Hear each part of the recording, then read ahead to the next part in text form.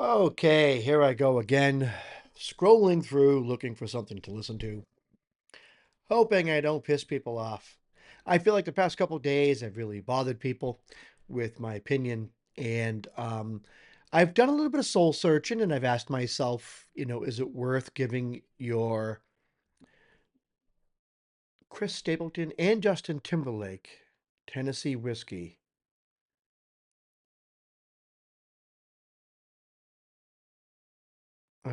No, don't want to do it.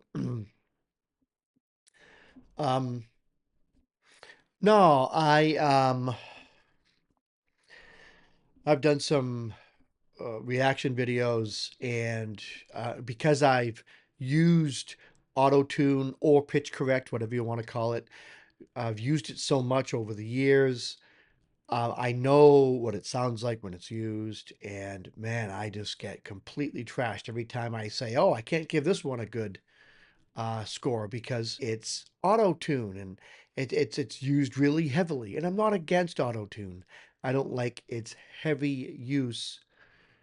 Alec Benjamin, Let Me Down Slowly, live from Irving Plaza. Alec Benjamin, singer-songwriter.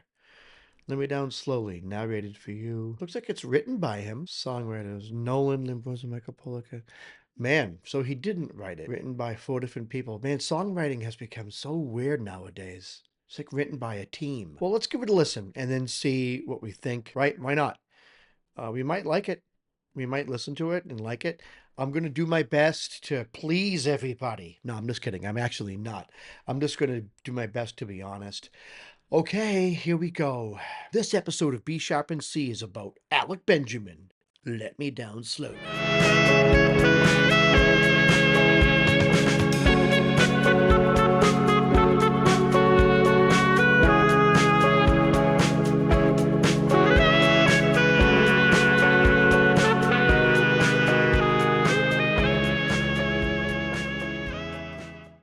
Okay, that was fun. Let's go ahead and play the song.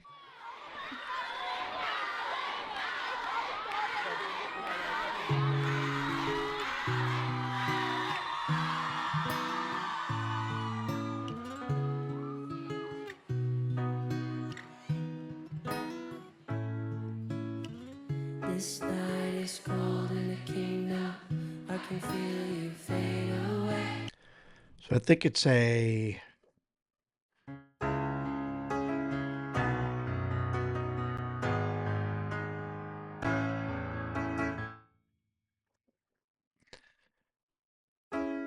it's a very beautiful. So it's kind of like a 1 flat 7 5 flat 6 type of progression. 1 flat 7 5 flat 6, I think.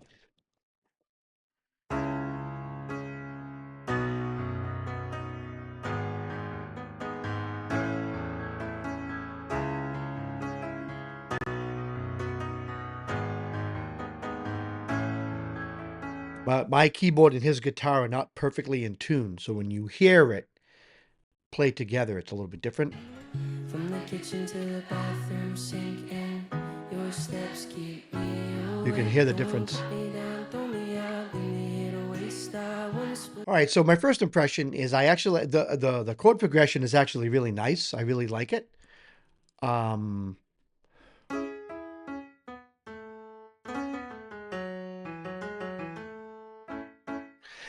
um, C sharp minor is a fun key to play in. Interesting about C sharp minor is that when I play alto sax, C sharp minor in the alto sax is E minor with a regular, like a regular piano. So I'm used to playing C sharp minor because so many guitar players play E minor. So I have to go to the saxophone and play out of the C sharp minor scale. So those notes and those chord progressions are kind of stuck in my head. It's not a very common key, but it is for the alto sax. But he's doing it here in the guitar.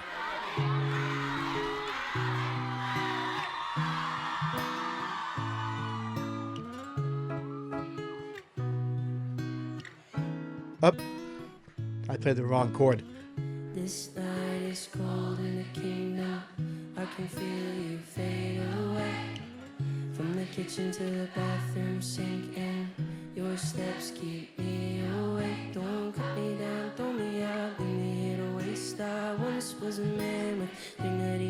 So I like that. He didn't do the root.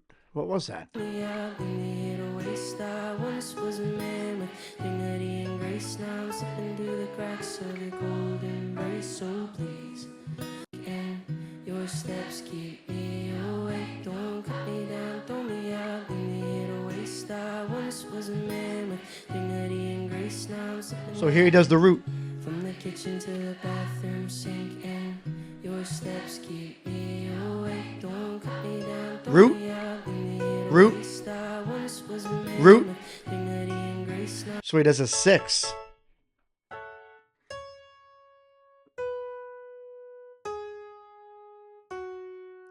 So that's the 6, right? 1, 2, 3, 4, 5, 6. So he plays the 6 of the A chord.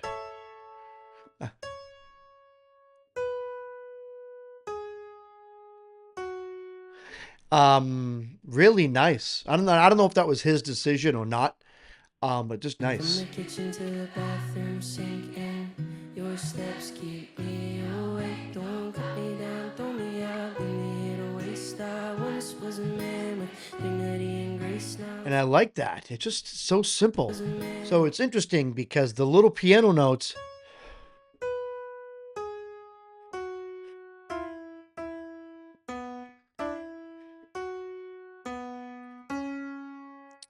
So it's just little chord tones out of the chords that he's playing over the song that he's playing. It's just so simple, but it's so beautiful.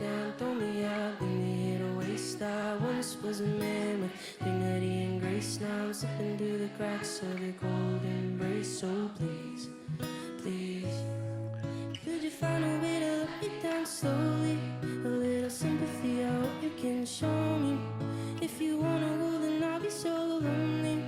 If you're leaving, baby, let me down slowly. Let me down, down, let me down. A little bit of auto tune there. Not too much. Baby, let me down slowly. Let me down, down, let me down, down, let me I can hear it. down, down, let me down, down, let me down. If you wanna go, then I'll be so lonely. If you're leaving, baby, let me down slowly.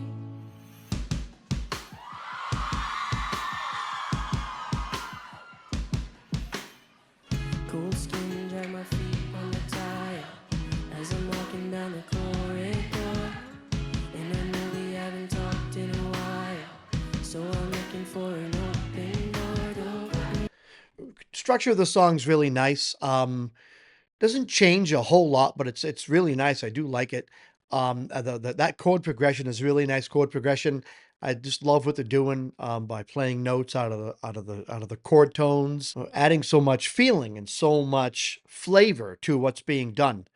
There's a couple things here that I've noticed. I know how old he is. He's 31. This was 2018. When was this released? 2018. So 7 years ago. He's 31. So he was 24 here. All right. So something I've noticed about some of the younger musicians, but he's not super young. But he was 24 when he released this song.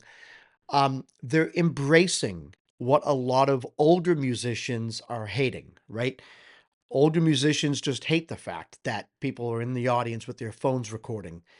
This right here, or at least by the producers of the video, is showing almost 100% of the audience filming, right? Another thing that I think is interesting is while he's singing, just about every note is being sung also by the audience. That's super annoying. A lot of musicians hate that. And the reason why I'm going to say it is because we want to hear the artist sing. We don't want to hear the community of his fans singing with him. We want to hear the artist sing. And that's more of an older generation type of music fan or musician. So everyone's filming, everyone's singing. It's a different generation. So you have to take that into consideration when you look at videos like this. There is auto tune being used. The structure to the song is simple, but simplicity has been around for centuries. And to me, it's what you do within the simplicity of a song that makes it nice. And I know we haven't talked in a while, so I'm looking for an open door. Don't let me down, throw me out, let me hear the waste out. Was a man with dignity and grace. Now I'm slipping through the cracks of your golden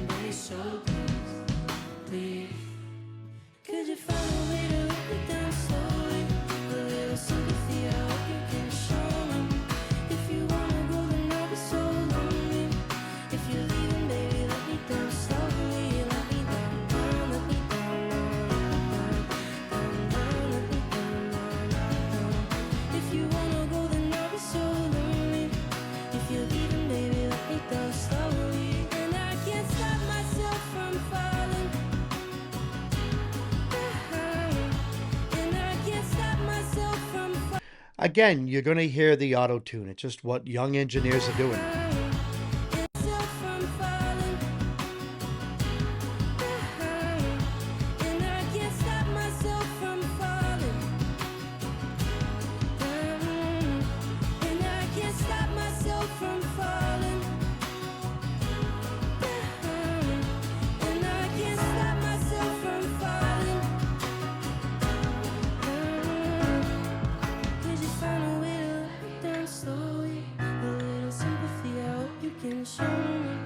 If you wanna go, then I'll be so lonely.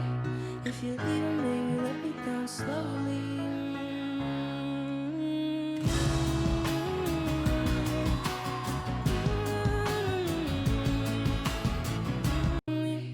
If you're leaving, baby, let me down slowly. So we held that. I mean, it's a nice little thing. You hold it longer. Could you find a way to let me down slowly? A little sympathy, I hope you can show me. If you wanna go, then I'll be so lonely. If you're leaving, baby, let me down slowly.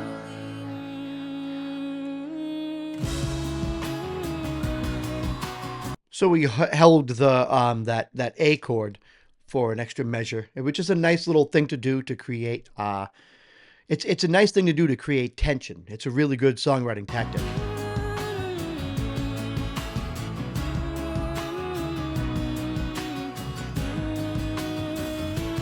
Let me down, down, let me down, down, let me down, down, let me down, down, let me down. If you wanna go, then I'll be so lonely. If you're leaving, baby, let me down slowly. If you wanna go, then I'll be so lonely. If you're leaving, baby, let me down slowly. Thank you guys for having us. My name's Alec. Have a good night. Good night. All right, so there's definitely a lot here to unpack. I love the chord changes.